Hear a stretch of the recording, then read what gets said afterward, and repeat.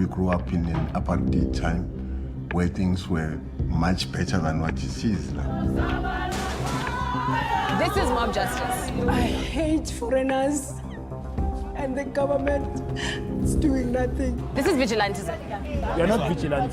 We must be realistic here, that most of the problems that we have are caused by the influx of foreign nationals.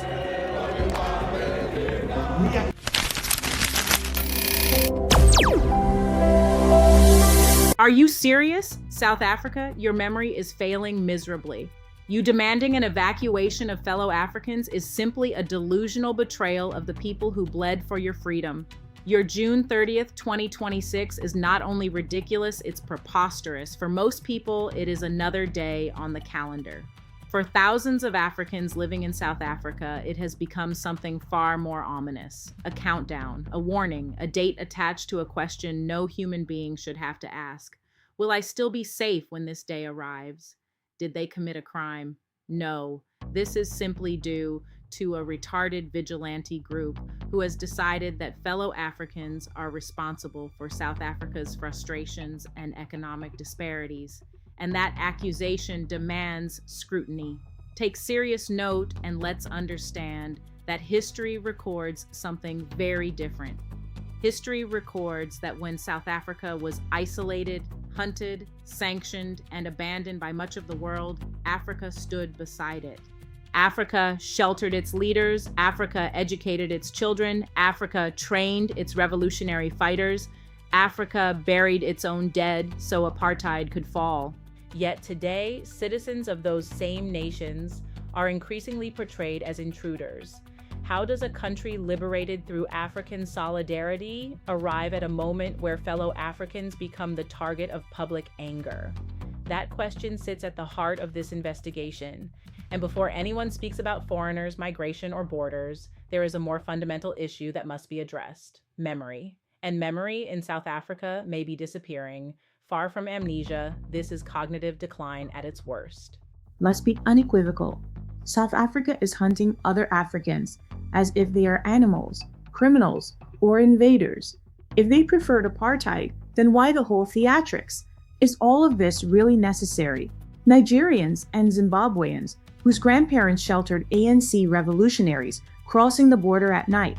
The apartheid regime bombed Mozambique.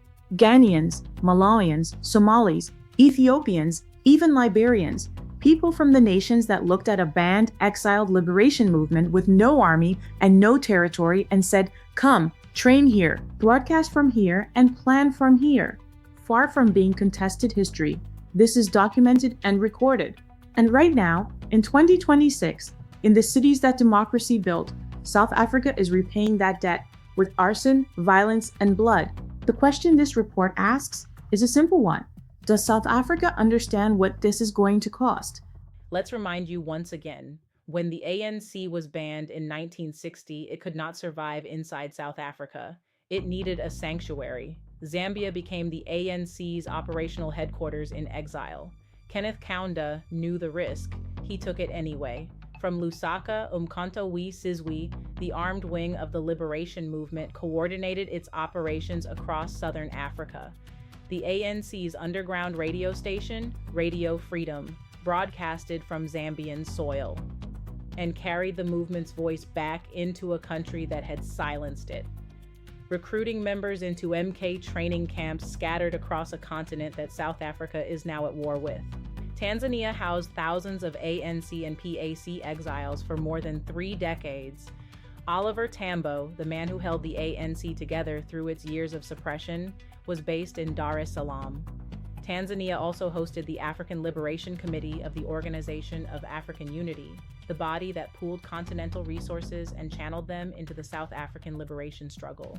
Angola, Mozambique, Botswana, Zimbabwe, Lesotho, Tanzania, Swaziland, the frontline states, formally constituted in 1970, provided military training grounds, transit corridors, and cross-border passage for South African freedom fighters.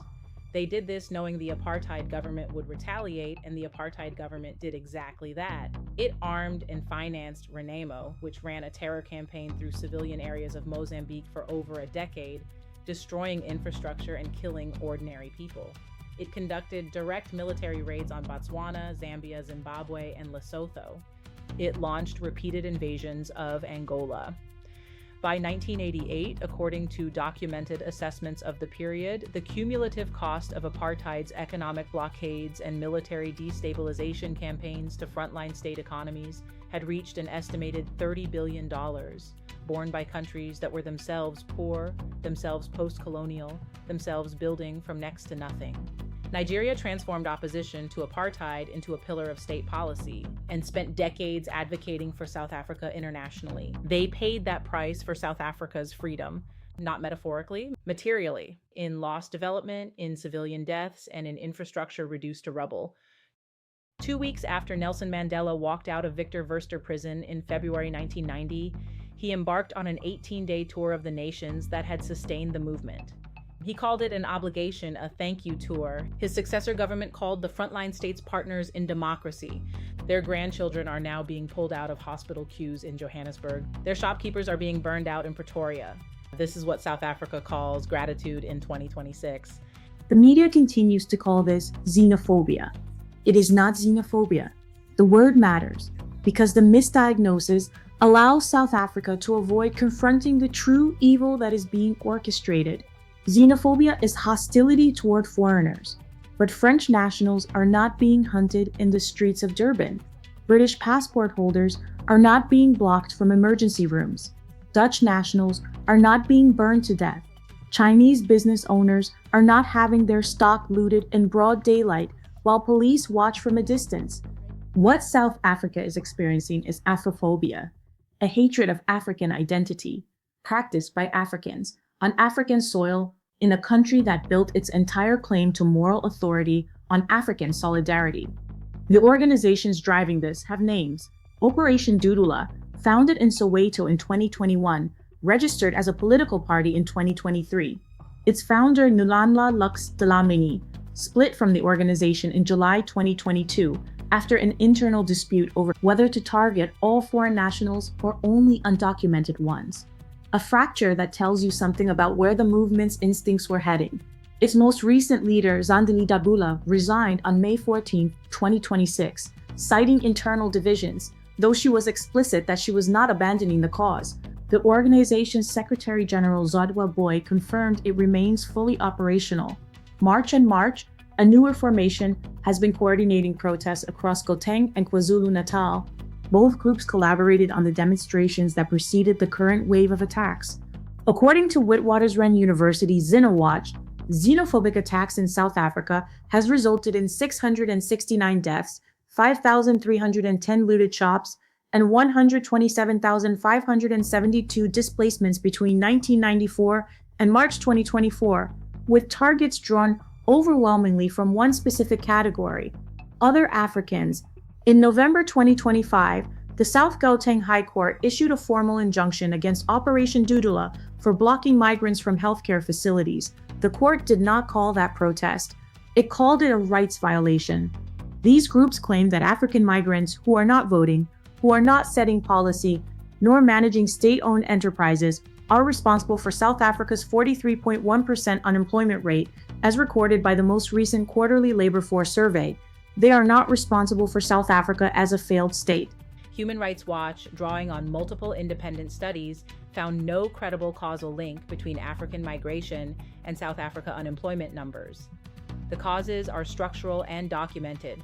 15 years of load shedding that forced a national disaster declaration in February 2023, the collapse of rail and port infrastructure that has cost South Africa billions in lost export revenue, and the deliberate spatial exclusion architecture of apartheid, which separated Black South Africans from economic infrastructure and whose effects, documented in a 2023 World Bank assessment, continue to suppress employment 3 decades into democracy.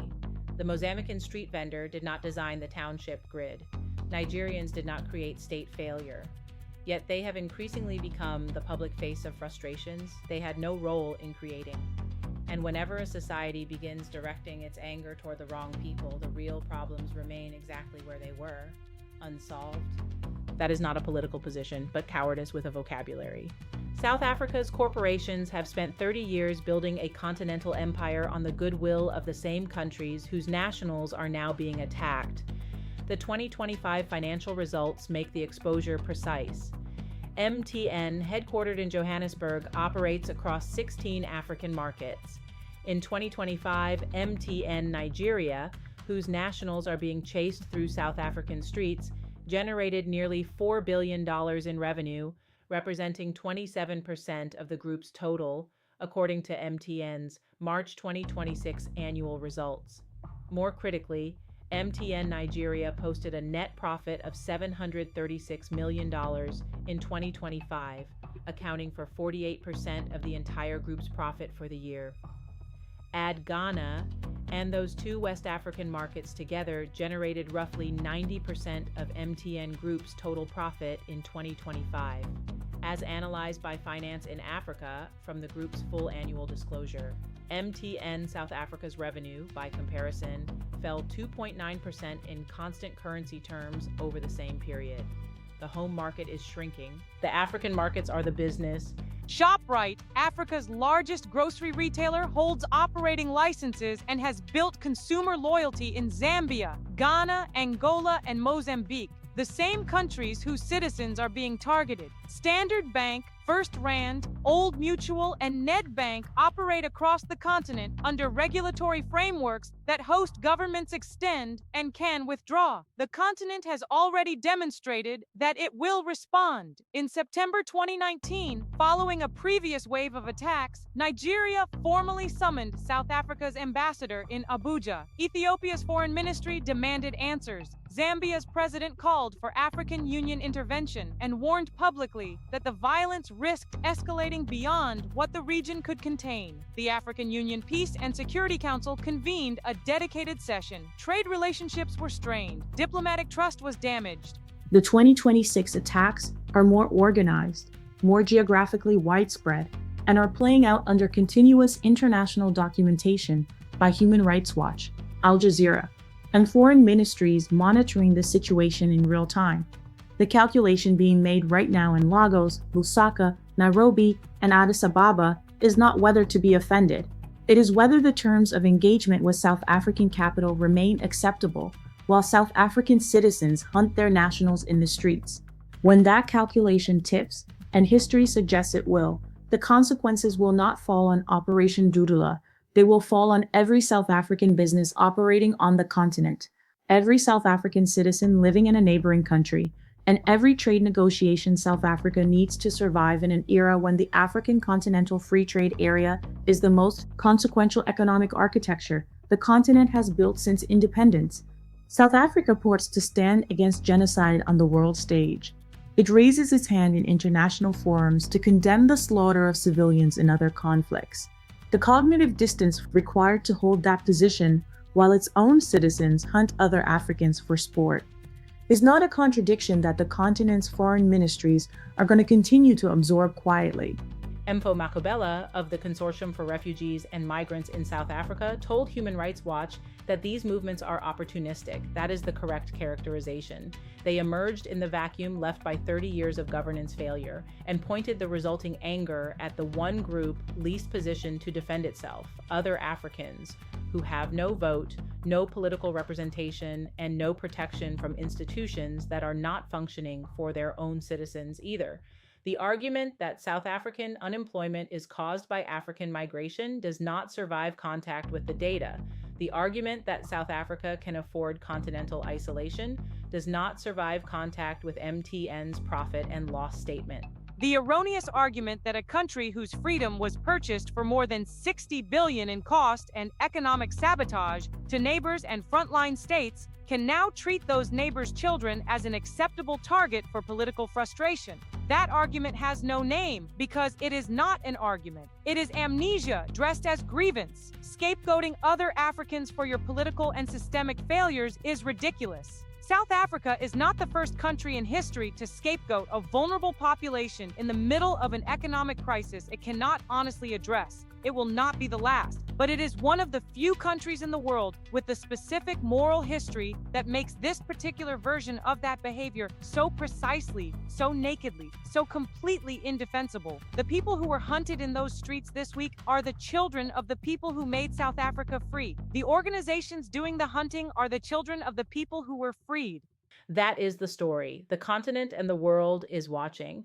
And unlike the 1960s and the 1970s, unlike 1994, what happens next will not be decided by how South Africa presents itself to the world. It will be decided by spreadsheets in Accra and trade ministers in Lusaka and border officials in Maputo who are making very ordinary, very practical decisions about whether a country that behaves this way deserves the access it has been given. South Africa should hope they are more forgiving than South Africa has been. No matter what, stay uncensored. The truth is always uncompromising. Be sure to subscribe, like, and share. Don't try to decode my melody.